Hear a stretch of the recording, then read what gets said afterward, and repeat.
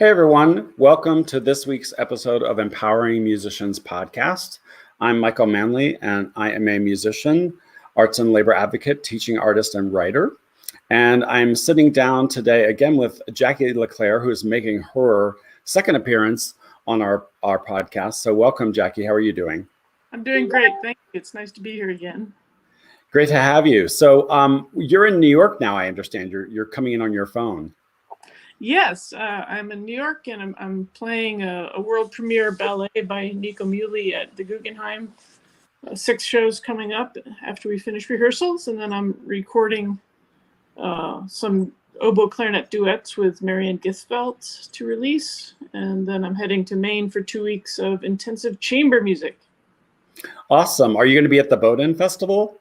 No, this is the Maine Chamber Music Seminar. It's a small program. It's got the equivalent of two string quartets, 2 wind quintets, 1 bass, and 2 pianists. So it's very, very intimate. It's on a beautiful campus right on a giant lake. It's just heavenly. Oh, I spent some summers up there as in my youth, and I loved it. It was just beautiful and very beautiful. Yeah, really great. So you have this. This is typical of your career. Like you're doing chamber music, you're doing recordings, you're doing teaching, and like. Is this the career, first of all, that you thought you would have when you started? And is this the career you think your students are going to have in the future? To answer your question, no. I thought that the pinnacle of success was getting a principal oboe job in an orchestra. And I use the word thought very loosely. I'm not sure I thought about it. It just seemed like we all drink that Kool-Aid. I'm not sure how we get our brains programmed to think that success in classical music, if you play an orchestral instrument, success means getting an orchestra job. I got an orchestra job when I was 24, playing in a good orchestra in Spain, in Oviedo, and I realized that it was not for me. That I love orchestra. I love playing an orchestra. I don't like doing it for a living, because you don't get to choose your repertoire. You don't get to choose. Well, you don't get to choose anything really. So. Yeah, I like to choose my music and choose my colleagues, and I really like contemporary music, and that's not really an orchestral thing so much. So, so I moved to New York and started freelancing, and from that point forward, I followed my nose. But I just always knew I wanted to play. I had to play. It was not a question. Plan A was always I have to play, and I have to play great. And I was kind of a jock. It would be a fair accusation to say I was kind of a jock, meaning I wasn't inspired by Beethoven or something. I just thought I like playing like an athlete sort of. I was sort of athletic and not very deep, I think, and I just had a great time. I just loved playing, and I just thought, great, I could do this for a living. Let's do it. But I figured things out as I went. And life is full of surprises, and I just kind of followed my nose and put out the fires at my feet, to mix metaphors, and just one thing led to another. I find that it's been my experience that if you just keep going, and if you keep showing up, and if you keep doing a good job, and you have the right friends, people who are doing well what you want to do well, and you sleep and stay healthy and don't smell bad, you just keep the world makes a place for you. I just knew I had to play. I just had to play. And, it was only at age so I moved to New York when I was 27 after 3 years of orchestra in Spain. And after about 10 years of freelancing in New York, I thought, you know what? I love this. It's getting better all the time. I feel successful. I feel happy. Now would be a smart time to leave. It's the one strategic thing I did in my life. I'm not a strategic person. And I went back to school and I finished my DMA, my doctoral degree at SUNY Stony Brook, at age 39. I think I finally finished it. And to qualify for a teaching job, because I had realized that I enjoyed teaching, which never was my thought. I never thought I would teach. I didn't even think about that when I was, pre-27. Yeah. So, and not only did I start to teach to make money, but I realized teaching's really, really, really cool. You learn a lot, and it's inspiring and rewarding. And I didn't see that coming at all. Yeah. Did not see that coming. And I got the job in Bowling Green State University when I was 40, and really enjoyed that kind of mixing performing and teaching. And then, of course, you can do research. You can write papers. You can go do master classes, because you got this full-time salary. So it's like, this is great, best of both worlds. And then McGill offered me the job 10 years ago. Again, that just came out of the blue. I did not anticipate that at all. And honestly, if 20 years ago you would tell me you're going to be living in Montreal, a permanent resident of Canada, in a full-time job as music professor, I wouldn't have thought you were crazy, but I would have said, I guess that's not impossible, but I don't really see how that could happen. But here I am. So it's a mix of chamber music and solo and teaching and traveling and masterclass and publishing articles about stuff I'm interested in. And yeah, so full of surprises, Absolutely. Yeah, I had a really good conversation last week with my colleague Tracy Whitney, and she was talking about how, she had this plan and her whole career looked totally different than what she had in her mind. And we were talking about how these, careers in the arts are so unpredictable. Like we often don't have a trajectory, and it's just, as you said, about showing up and being an artist, right? And just the world and the universe will show up if you show up with presence and authenticity and with your art. Yeah, I mean that's easy for me to say because I have a full-time job. But even when I was living on, from paycheck to paycheck and worrying about paying my rent back when I was in my late 20s and early 30s, I still was walking the walks. Like, you know what? I know this is going to work out. I have to play. I love this, and it's tough, but it didn't occur to me to do anything else. It was just my call. It's my calling. It's my purpose. I just had, I have to do it. So, yeah. So now you're mentoring and teaching the next generation of oboe players, right, and others, because you work with other students at McGill. And how do you prepare them for the future? What is 20 years or 10 years of a classical musician? What does that look like, and what kind of thinking are you doing around that? Well, it's not that that people come and ask me about, life. Sometimes I do, but I as a music teacher, I'm tasked with teaching them orchestral excerpts or repertoire, whatever. And so but I have thought a lot about the topic. And getting a music degree requires a lot of skills. It requires a lot of skills that are highly transferable to other disciplines, like law school and med school and all kinds of roles in life. To be a successful music student, like if someone graduates with a viola performance degree from a good or very good music school, that they are disciplined, that they practiced a lot on their own, they're self-starters, that they work well with others, that they can lead, they have the courage and organizational skills to give a solo recital, or probably more than one. That's amazing, right? That they can follow and support others as well as take the lead as a soloist. It's a phenomenal thing. Oh, sorry a second. All right, hey Mark, I'm on a. Whereas if somebody graduates with, say, an English lit degree, you don't really know that much about them, and so music performance students are highly sought after to be recruited for many different things because they have very, very hireable skills for all kinds of disciplines. So I think it's for many years now I've thought about music performance degree. It's not that your kid's going to necessarily earn a living as a jazz trombonist. They might not, but the performance degree, getting a jazz trombone degree, is actually a fantastic degree to develop life skills. So that's the way I think of it. It's getting a music degree is one thing it leads to is becoming a musician, and you will be a musician for the rest of your life, whether you're making money at it or not. Being a musician is not like being a veterinarian. Although I'm sure veterinarians love what they do.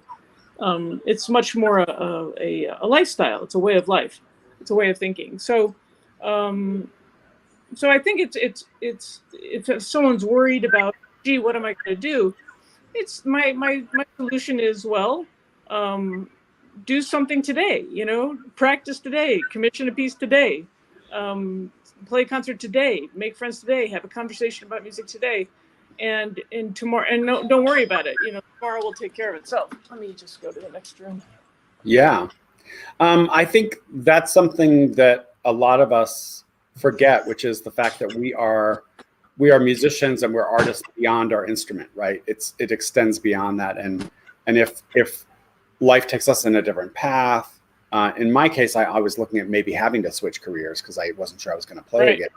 And but that our identity and our persona as musicians is like who we are, and it extends beyond the instrument. And I have this really funny story, which I think illustrates this mindset so well. And it was a friend of a friend who was, got really, really high up at Carnegie Hall, was like running their education programs or something really, really fascinating, interesting, successful young woman. And was talking about how she ran into her old clarinet teacher, and he asked her if she was still practicing, and she was like, "Well, not really. I'm running the whole education program for Carnegie Hall or whatever." And he kind of looked at her and just shook his head and said, "Well, it's a shame. You really could have been successful." like his whole concept was that he only saw this person as their instrument versus what they could do in the world on a larger scale. And I think that's maybe something that is like that old school, I studied with the principal of Exeter Orchestra, and that was just how they were. And you're right, that's kind of an old model now. I mean, there are some people who are fortunate enough to win the one or two bassoon jobs that might open up over the course of a year. But like most of us are going to have to find another way to serve the world through music. That's right. And to maybe conceive of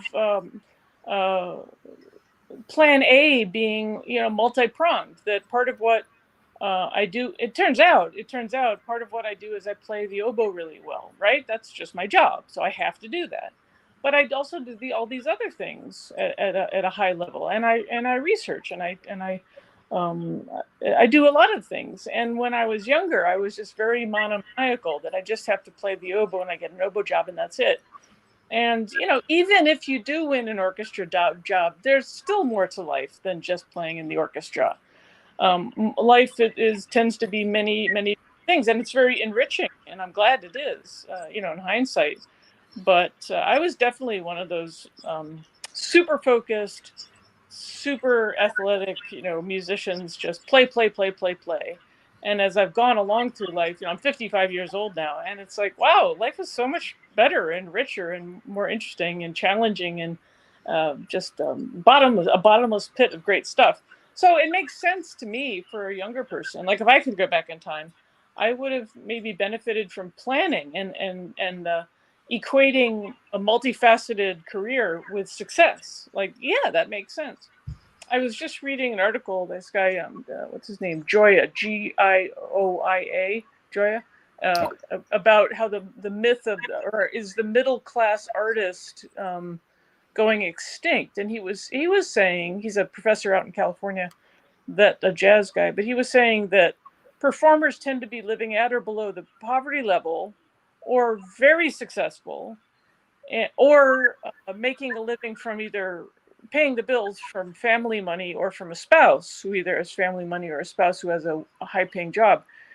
And what about what's that conversation about? Well, how do you make a middle class living as an artist? You almost can't, as even if you do, and a lot of orchestras don't even pay a middle class wage. So it's, and his short answer was, before age 30, learn a skill that's related to your field that can pay the bills and keep you solvent. If you're a dancer, learn to teach Pilates. If you're a musician, become certified as a body mapping instructor. If I was 30, I would do that instantly, like for sure. That's a magnificent win-win to become, and we need more body mapping instructors. It's so to get away from that model, like, well, I'm not earning enough freelancing in New York City, I'm going to go proofread legal documents. to make some money. That like, well, wait a minute, that's kind of where I was coming from. It makes more sense. Like, you know what? Let's say becoming certified in body mapping. Here's how long it takes. Here's what it costs. And body mapping is fantastic. And you don't need equipment. You can do it anywhere, and you help people yourself. So it makes sense to grab the bull by the horn and absolutely become musicians, because it's a terrific thing to do with life. Very fortunate thing to do.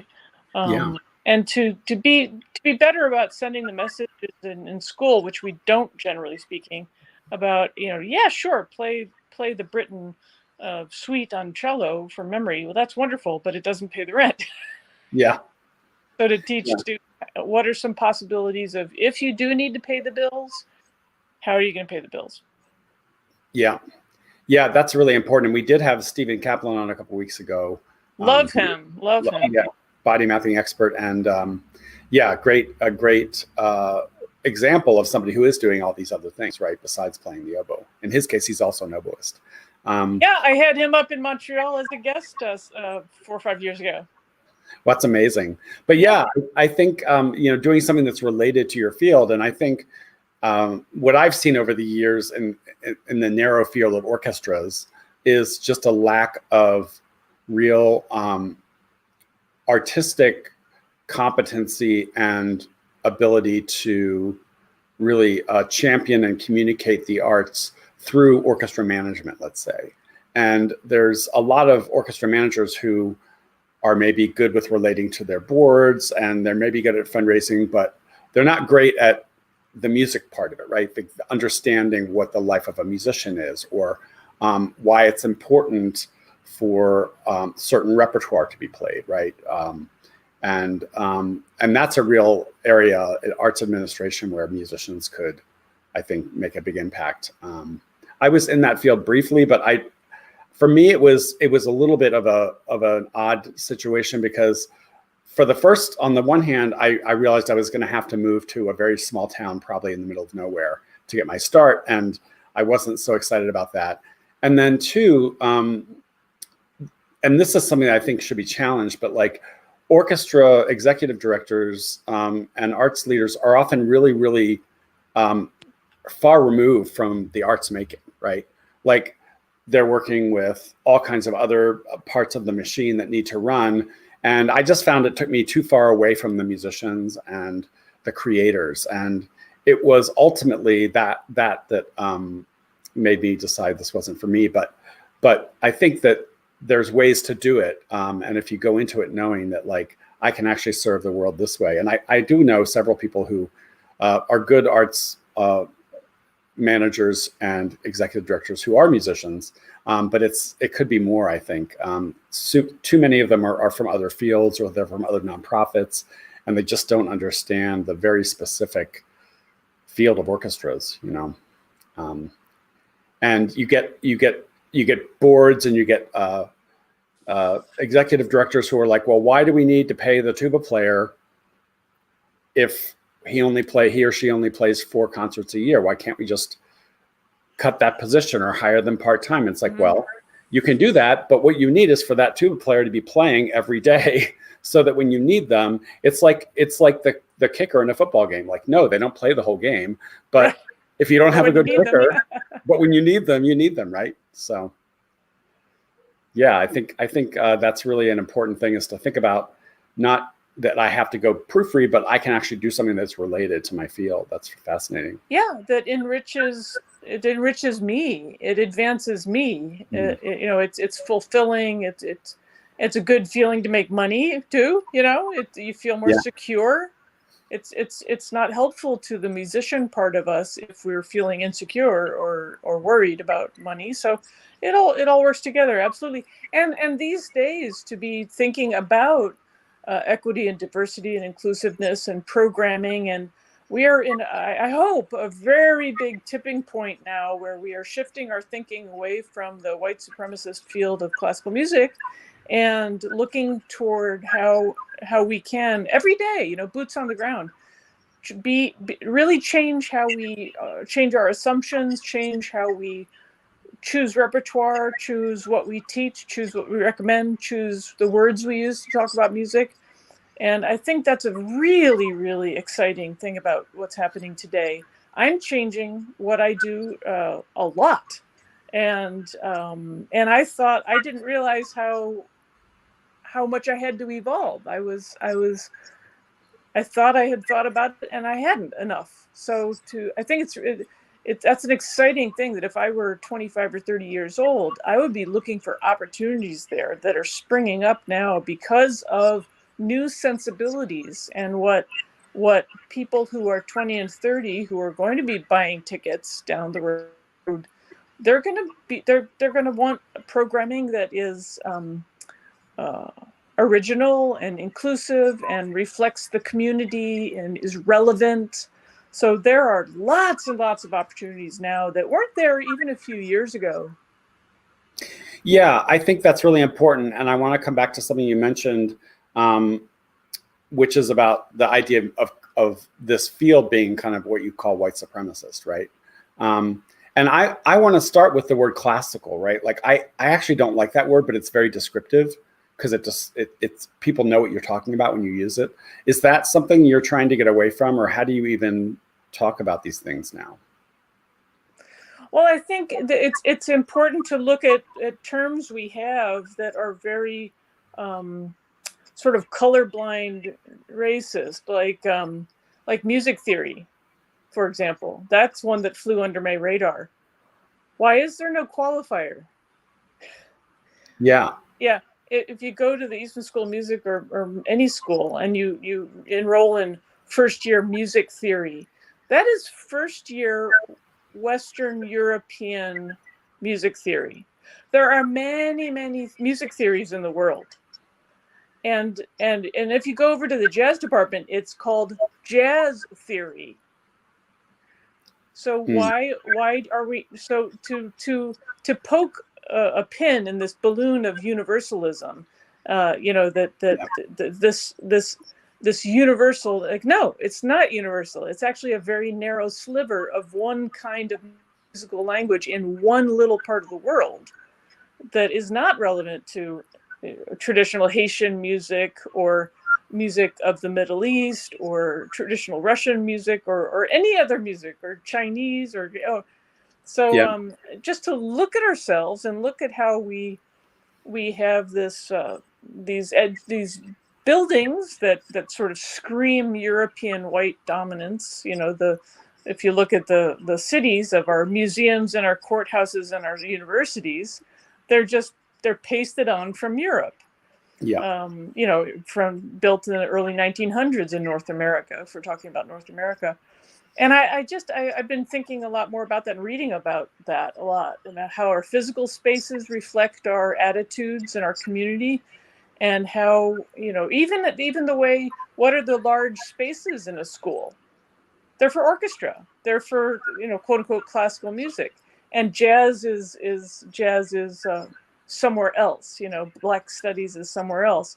The physical spaces reflect our attitudes and our community, and just to think about that, and to realize, as a person of European descent, privileged white person in the United States, I always felt like I belonged. It's like, well, yeah, these are my people. This is my music, and I never even thought about it. And now to realize, oh yeah, if I were someone from another part of the world, I would stand in front of this building and be like, huh, that's not my culture. I'm not sure I belong here. And to think more compassionately about that, and to try to evolve, like, wow, I need to think more about this, and to be more thoughtful, really, and then have all my choices as a performer, as a colleague, as a teacher, as a mentor, to freshen it all up and realize these comfortable assumptions that are just so comfortable, they're actually not great. They could use upgrading. Yeah, I mean, even in the field of labor, like, there's discrimination, right? So the way labor law has been interpreted in the United States, it makes it very difficult to organize, that is, establish an employer-employee relationship and a contract through organizing, with, say, a jazz club, right, or another type of venue, because the way labor law has been badly interpreted going back to the 80s is that, oh, well, they're not really the employer, they're just renting the space, right? So what does that mean? That means that it's easier to organize places where musicians have regular employment and they have defined hours, which tend to be orchestras and opera companies and theaters. And those musicians tend to be overwhelmingly white, right? So even there are these structural discrepancies and disparities, which intended or not are here, right? And it just makes it makes everything, it makes you look at everything differently when you acknowledge that and you say, actually, the way labor law even is interpreted is discriminatory, right? In that respect. Yes, that's right. That's right. So what kind of, you mentioned research. Are you doing any research into this? I know you mentioned a course you're teaching around this idea of this almost either unconscious or like complacent discrimination that we all kind of accept within this performing arts world. Well, yeah, this past seminar I taught I didn't teach it. I'm not really that authority. It was a sort of collaborative exploration of the history and the present tense and the future, looking at the history, especially of underrepresented composers in their music.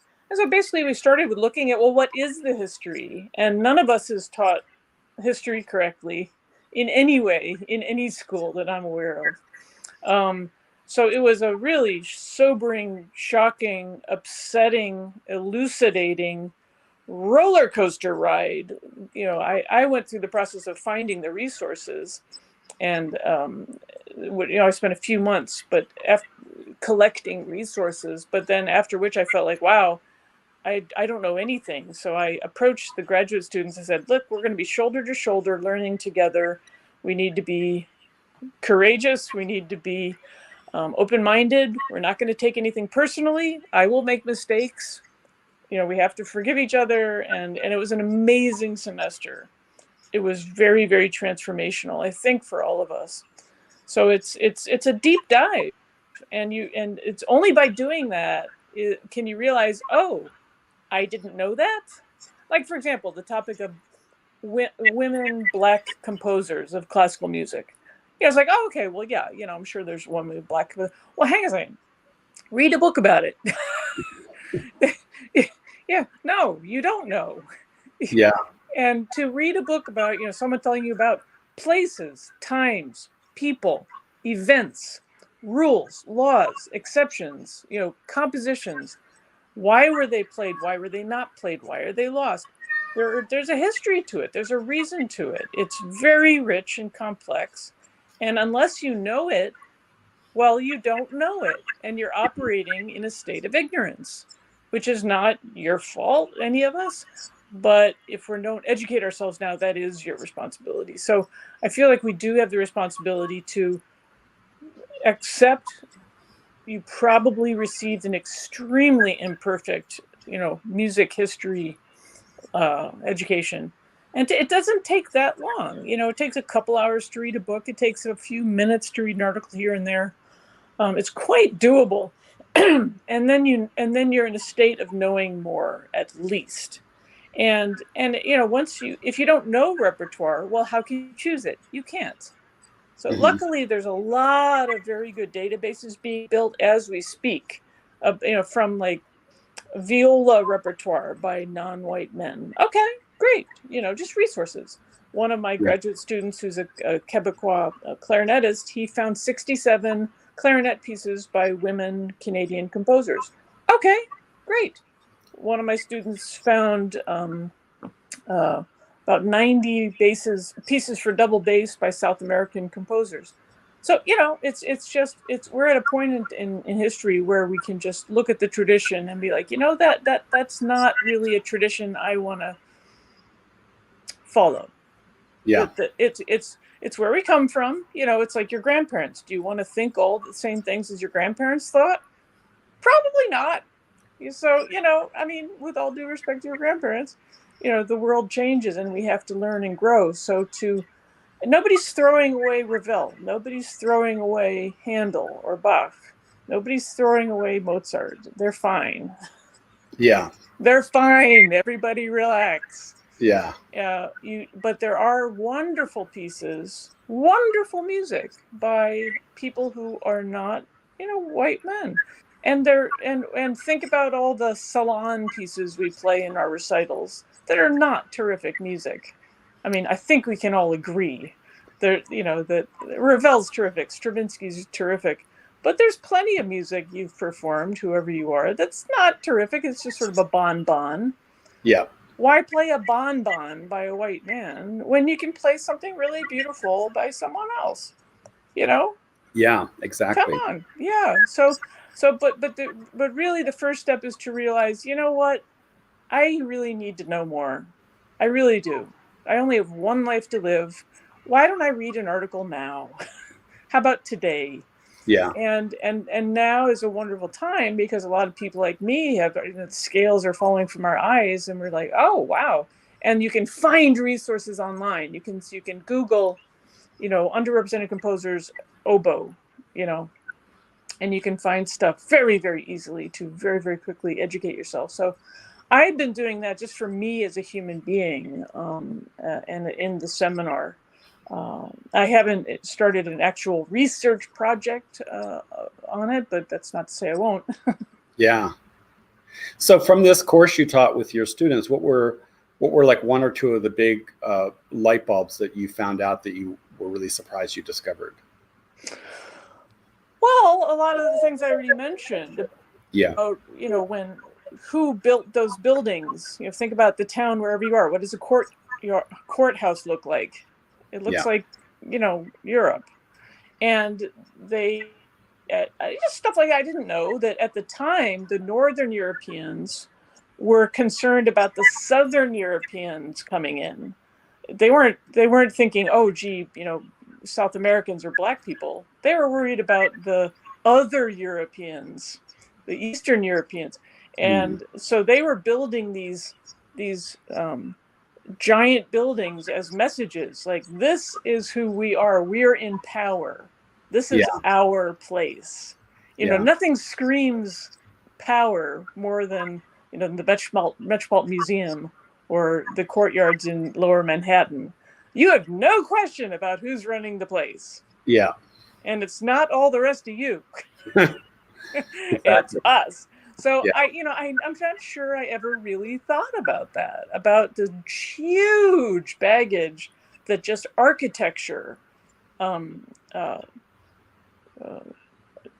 messages it sends to the community, that when did that happen? In the early 1900s, and it just really sort of hits you like, wow, that's right.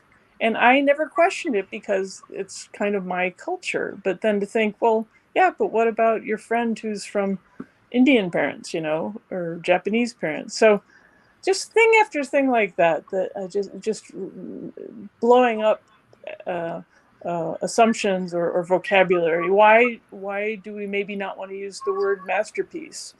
That's a big topic about master being tied to master and slave, or even the Western canon. A lot of people still think that saying Western canon is okay or positive. Increasingly, that's maybe not a term to use, or to use it in a much more, not to use it, to have a more nuanced way to discuss what it is you're discussing. And also to even just the term European art music. It's not European. It's not, we're talking about English, French, German, Austrian. Right. It's not all Europeans. Right. So, we're not talking about Spanish. Yeah. Except if you're a guitarist in a sense. But so just to think about that, well, what exactly are you talking about? Are you talking about Anglo-Saxon? What, so I think it's just to look at all these sort of inherited, kind of unintentionally lazy terms we have, that we throw around even in public, and to realize, oh wow, no. Yeah. No, I really need to evaluate the words I'm using carefully. Yeah. And just because everyone else is doing it, that absolutely doesn't mean it's optimal for me. Yeah. I mean, that's a really big deal to revamp your vocabulary. Yeah. Yeah. I taught music. I think it was called music appreciation. It was the equivalent of music appreciation at the College of Southern Nevada. And I mean, the text we used, I think it started in like, Egypt or Rome, and talked about some of the earliest string instruments and percussion instruments, and then went right to Europe. And it was one sliver, right, of a larger pie. And yet it was never mentioned, right? Like we never acknowledged the fact that we're not talking about Eastern music, we're not talking about Indian music, we're not talking about these other things. And I tried to bring some of that into the course, but like you're right, it's like this is very much one sliver of what music is. So That's right. And in the 1970s, I had a music educator come and talk to the seminar. I had quite a few guests, like Bunching Lam and Mira Gudapati and Toyin Spellman Diaz from the Imani Winds, the oboist. Yeah, so I really tried to get people who can talk about their experience. I don't want to talk about their experience. yeah. And the music educator used the word culture bearer. That in the 70s it was thought it was cool that, oh yeah, let me show you indigenous music, and to sort of speak for that person. And now it's recognized that multicultural teaching like that is not respectful, and that what's better is to have the culture bearer, she used the term culture bearer, present their music, and which now is Zoom is so much more doable. That's a great outcome of the pandemic, that we can communicate ideas with each other and bring in people from other cultures very easily. I had Bunching Lam speak with us from Paris, France. It was wonderful. So to look at the history of exoticism in music. Ralph Locke, Locke, he's great. He's retired from the Eastman School of Music, I think, but he wrote this giant tome on music exoticism. And it's an eye opener, because things that used to be positive, Orientalism, was positive, or it's just stealing and using someone's musical culture in an ornamental way, sort of was okay if you look at early 1900s and late 1800s, and now it's not so considered okay to just steal someone's. He quotes Steve Reich, for example, saying that he decided upon coming back from Ghana that just cutting and pasting what he called ornamental use of another culture's music is not cool, that he uses it more structurally. And it's very interesting to read all the history and the thoughtful examples and the musical examples. And, there's places like opera where it's a pickle. I mean, there's gypsies and blackface and so many examples of non-Asians playing Asian roles. Nixon in China. There's no Chinese people. That's really fraught with Yeah. issues that we just have to deal with somehow as a community. So, but there's many surprising things. Yeah, I remember seeing a production of Aida at the Met, and my friend had opera glasses, and I made the mistake of actually looking at the stage through opera glasses, and I saw all these extras in the opera who were, in blackface with wigs, and I was like, oh my God, this should not be seen up close. Like, take the opera glasses away. Like, that's bad. So, but it is an evolution. I mean, when I was in college, probably when you were too, there was a whole study of ethnomusicology, and then I think it became world music, and I'm sure it's evolving even beyond that.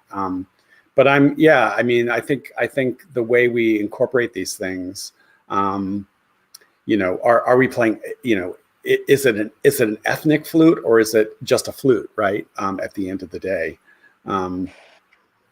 There's a lot of this is covered by the term elitism. Mm-hmm. And a lot of it is covered by concepts of us and them, and the concept of other. Exactly. Well, other. Well, who are you? Right. So it's even just to interrogate one's concepts of that is very interesting, and to And I listen to music differently now, and I look at music I performed that I don't feel comfortable with now, and that that I've performed without thinking about it in the past. Like Chinese tune and Gordon Jacobs' little solo piece. There's a little, pentatonic Chinese tune that now I feel like, oh wow, oh no. Yeah. So wow, it's very, very stimulating and it's upsetting. It really is upsetting.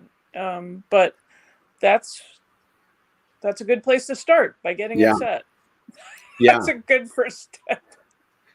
Absolutely. Well, I want to thank you. We've taken a little bit more time than I usually take, and I know you're in New York and you're busy performing. And I think it's really cool, by the way. I think Isaac Mizrahi, did he write the piece you're playing? He wrote the text. Yeah, that's right. Did he do the costumes? I would assume so. I'm not, well, right. That would make sense, wouldn't it? I don't really know. I was talking with Isaac 2 days ago. He was at our rehearsal. He didn't talk about that. He was just setting us up. But the music is by Nico Muley. Yeah. And John Higginbottom is the choreographer. They're the same people as Peter and the Wolf that we've done for many years. So it's a lot of the same people. Even the dancers. I think some of the dancers are the same. We're meeting with the dancers in a few days to do the tech rehearsals before the performances start. So yeah, it's a world premiere, brand new. Yeehaw!